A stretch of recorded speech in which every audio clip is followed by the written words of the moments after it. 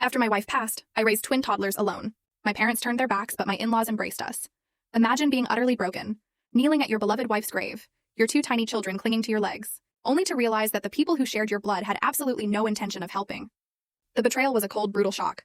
But what if that heartbreaking abandonment was just the prelude to an even more astonishing journey? One of unexpected kindness, unwavering support, and a triumph no one saw coming. That day, the air in our small Kentucky town hung heavy, not just with grief, but with a cold, shocking truth. The scent of damp earth from Sarah's fresh grave mingled with the bitter reality of abandonment. I cradled Owen and Ava, their tiny hands clutching my shirt, and knew I was utterly alone. Or so I thought. My name is Ethan Miller, and I'm 33 years old. I live in a quiet rural corner of Kentucky, where endless green fields stretch out, and the morning air is often filled with the distant whinny of horses. I'm not some extraordinary person. I'm just a farmer working at a horse ranch owned by a kind old man named Walter. My life revolved around caring for purebred horses, a job I poured my heart into. Life with my gentle wife Sarah and our adorable twins Owen and Ava was simple, yet brimming with joy and laughter. Our little home, though not wealthy, was always warm, always full of light. But then, like a sudden, brutal storm sweeping across those familiar fields, my world imploded. Sarah, my light, my anchor, left this world. The pain was indescribable, a gaping wound that never seemed to close, and our children, only 5 years old, were too young to truly comprehend the magnitude of their loss. I can still vividly recall that fateful day in the hospital. The doctor's voice was low, heavy as he called me into the room.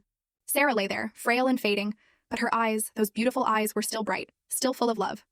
She held my hand, whispering how much she loved me, loved Owen, loved Ava, and that I had to be strong for our children.